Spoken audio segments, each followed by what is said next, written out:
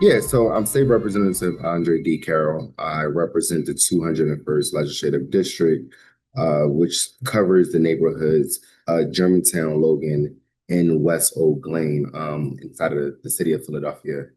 So I'm the fifth state representative in this district. I'm still newly elected. I still like to use that term. I just got elected last year. So I won the primary in April, and then my predecessor decided to retire last summer. So I came in early on a special election in September. So I've been a state representative now for 9 months. I'll just give a little brief overview of my upbringing. Born and raised in Philadelphia in the Germantown section where I still live. I was raised by a maternal grandmother due to a mother's battle with substance abuse, and my father who has been incarcerated a great chunk of my life, who spent the first 20 years of my life in prison. And I graduated from Philadelphia School District. I went on to college, went to Pearson and Temple University. And I've worked over 10 years in public service. I've had an opportunity to work for the Philadelphia City Controller's Office, Anthony Hardy Williams, Senatorial District Office in West Philadelphia. And I've also worked on a heap of campaigns, ranging all the way from when Doug Oliver ran for mayor in 2015 to Bernie Sanders in 2016, Kendra Brooks, Isaiah Thomas in 2019. And then eventually I ran up myself in 2022 and then again in 2024. I have the opportunity to be the second openly Black queer male elected in the Pennsylvania State House behind Malcolm Kenyatta, who represents a district in North Philadelphia. And it's been a journey. What I'll say is that, coming into the State House, I came in at a time where they were wrapping up the session. So the first 3 months, I kind of don't count that. Only when talking about seniority is only when those 3 months matter. But outside of that, the real work for me really began when I got sworn in January and had an opportunity to really get to work. And one of the things for me at the top of my priority list was making sure that the shoulders of an icon like Bayard Rustin that I stood on was honored and lift up. So a lot of folks, even my colleagues, didn't recognize that Bayard Rustin, one, was a queer Black man, but also two, curated the 1963 March on Washington, but also three, which I think is the really most important part as it pertains to the state legislator, is that he's from Westchester, Pennsylvania. And he has a school named after him in Westchester, but a lot of folks don't place him in Pennsylvania. They place him in other places because he has lived in other places of the country, but this is his birth state. So, in historic fashion, I had an opportunity on his birthday, March 17th this year, to make March 17th, 2025, Bayard Rustin Day in Pennsylvania, which was my first accomplishment in the State House, which is something, I took great pride in, that I got an opportunity as a Black queer man to highlight someone who we watched ignored and hidden from the history books. I have watched a lot of documentaries about Dr. King and the civil rights movement, and I can tell you I've never learned about Bayard Rustin in school. Bayard Rustin was someone that I stumbled across, and started to then learn who he was. We just had a movie a few years ago, Rustin, that now is on Netflix, starring Coleman Domingo, who I've had an opportunity to meet right after we had an opportunity to pass this resolution. And, we have to take control of our stories. And it was important for Coleman Domingo to play that part because Coleman Domingo is also an openly gay Black queer man in Hollywood. So I was really excited to see that. And I'll follow up to say that, some of the other initiatives, right? I often get this from Sarah McBride, Congresswoman in DC. She often says that, right, it's not about our identities. It's not about, who we are as people, but it's about the people that we represent. And we often hear the Congresswoman talk about, I don't care about what bathroom they allow me to use, but I care about reducing the cost and the price of living for the constituents in the state of Delaware. That's how I feel about the constituents in the state of Pennsylvania. So one of the things that really deeply mattered to me coming out of COVID, and as we talk about the lockdowns and we talk about the economic impacts on families, on small businesses and especially communities of color across this Commonwealth. We need to find common sense, simple solutions that can move families forward. And one of the things I recently was able to do was listen to the fact that barbers like my own, who I rely on to keep me, presentable to the public, had challenges in getting licensed. And he recently just bought the shop that now exists in my district within the last year. And throughout haircuts, the barbershop is an opportunity where you get a chance to have the dialogue and you learn a lot. It's a lot of diverse folks in the barbershop. And I learned a lot about his journey as he became a business owner. And what I didn't recognize is that the role that I would soon be elected to would have precedent and control over the process and the length of time that it took him to get this accomplished. So once I was met with the idea that we needed to do some reform on the barber board, I was super excited to be able to invest into small businesses and move the barber profession forward. So recently, yesterday, State House, we passed my very first bill, which is a barber exam boards bill, where we recognize that the Department of State holds 26 boards and only 19 of them have the function that I'm able to now be able to move the barber's exam board to. And that's simply saying that the majority of the appointed members is needed for a meeting. The barber board has 11 positions, and right now we have 5 vacancies and only 6 members appointed to the board. And because of that, the current rule states that it has to be the majority of the number of seats that currently exist. So that means if all 6 members are not available for a meeting, then meetings are getting canceled. And when meetings get canceled, that means that we can't process applications. That means that we can't give out licenses, and we cannot give small businesses what they need to be able to provide services and actually make a living for themselves, right? So that was something that I thought that was a small fix that we can make, and we can move the profession forward. So I'm super excited to be able to change that the required number to change the quorum, which would then just be a majority of the 6 members that currently exist. So 4 members would be enough to be able to hold meetings.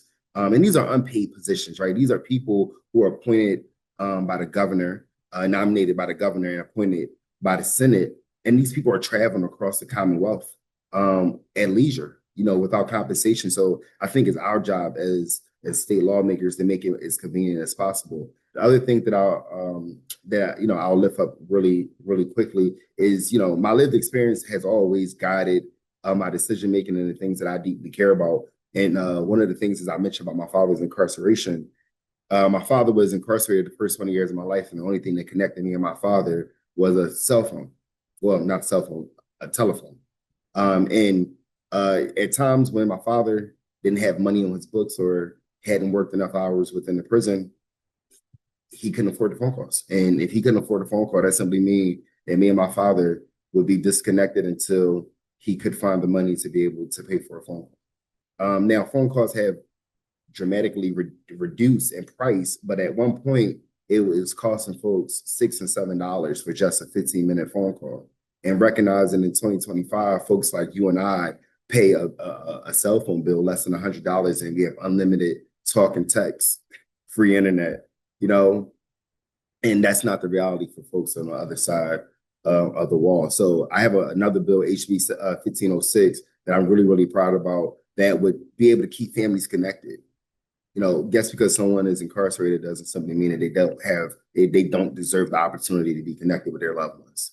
We recognize that when folks have healthy relationships, it does reduce recidivism, and it also deters people from returning back to prison. So that is some of the work that I've been working on. I'm super excited about the work that I've started. I'll keep saying it's the last thing. The last thing I really will mention is that I also have a Creative and Enhancement Tax Act that I'm aggressively working on. And a lot of times when we talk about tax relief or tax breaks, we're talking about the wealthy of the wealthy and the top 1% and big corporations. But there is reform that we can do, and we can reimagine what tax breaks look like for working class folks like you and I. So my Creative Tax Enhancement Act was simply create a pilot program for projects that's under $5 million. People who have LLCs, who are content creators, who are doing digital creation, people who are doing video gaming, small projects as it pertains to film productions. It would give them a tax rate incentivizing bringing companies in to Pennsylvania to use local talent and keeping the economy in Pennsylvania going. So I'm really excited to do the work. I'm excited to represent the community that has been a part of me for so long, and I'm excited to have folks like you guys who are doing a fight. I'm pretty sure that right now a lot of folks are just thinking about all the taxes coming from Washington and how do we protect those things. Earlier, when I talked to Jennifer, one of the things I mentioned was that Pennsylvania, while we have done really good defense and we haven't allowed any anti-LGBTQIA legislation to pass, because if you read an article recently, right, there is a protect women's sports bill, that bill, right, that came over from the Senate, and we got a little creative because we have the majority in the House, and we keep on referring this bill to another committee, wait 15 session days and refer it to another committee, and what happens is essentially they'll never get a vote.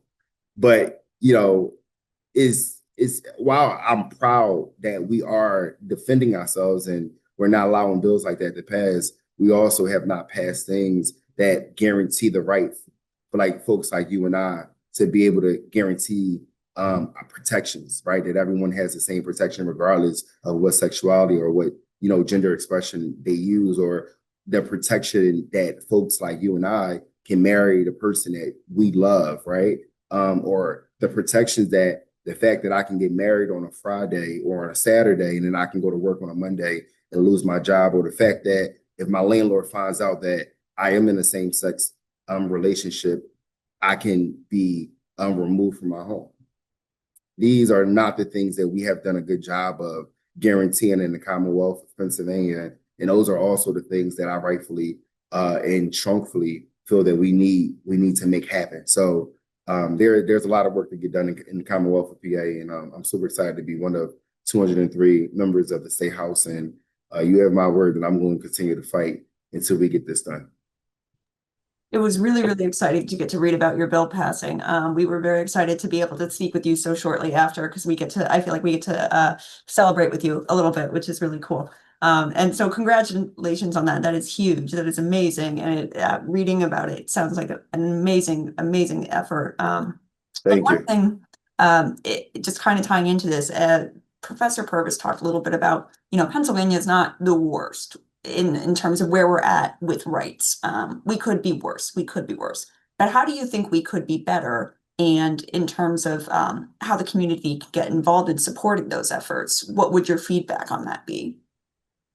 So this is a twofold, right? I think elected officials like myself, we need to do a better job. We need to actually deliver for people. We can't keep giving lip service. We can't keep telling people like, hey, if you elect this person, or what we do is I'm going to focus on my own party. What we say is like, don't elect that person because that person's going to take this away from you. But voters don't want to hear about what that person's going to take away. Voters want to hear, what are you going to do for me? And that's what we have to focus on. We have to actually meet our promises with actual deliverables, right? We have to make sure that if we're talking to LGBTQ folks and we're telling them that we're with you, and then we're going to make sure that you're going to have an opportunity to prosper in the Commonwealth of Pennsylvania, that we're making sure that we're giving you protections. We're making sure that you have equal rights, right? Those are the things that we need to do. We have to stop getting away from this fear mongering that if you vote for that person, they're going to take this away and think that that's just going to make you electable. I don't agree with that method. And, that's how I personally feel. The other thing that I'll say when it comes to community,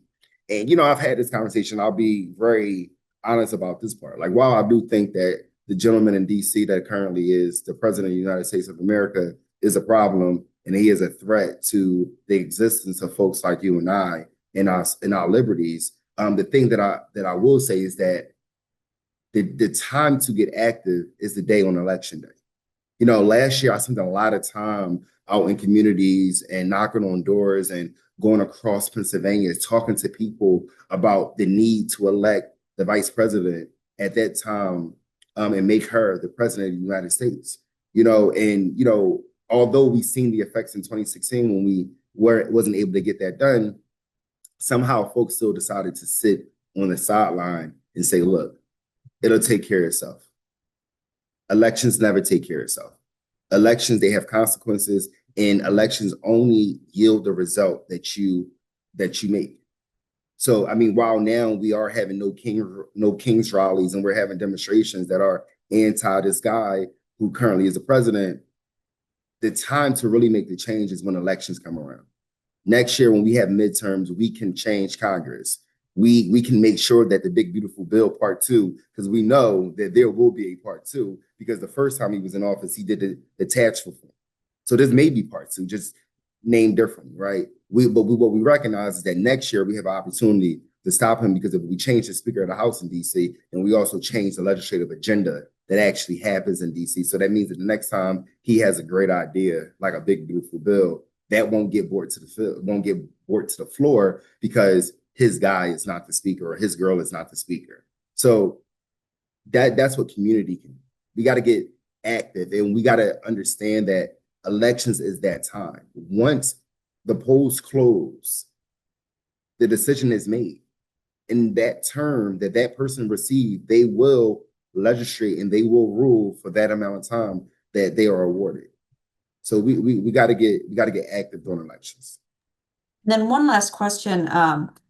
I personally feel like a lot of us got a bunch of our education on how legislative branches actually work from Schoolhouse Rock, and they make it really, really simple. They break it down in a way where you think, oh, they can just snap their fingers and get this work done. What would you like constituents to know about the effort that you and other representatives have to put in and the steps and time that it take?